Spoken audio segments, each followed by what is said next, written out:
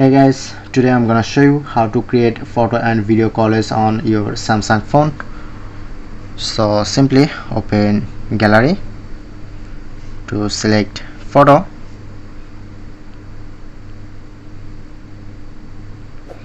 Okay, select this photo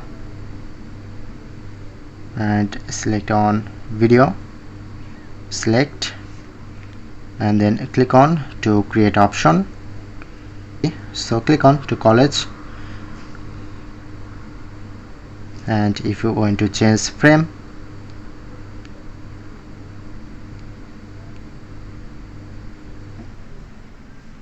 to adjust image,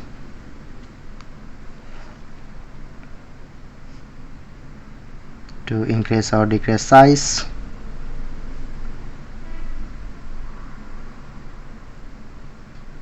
change background color,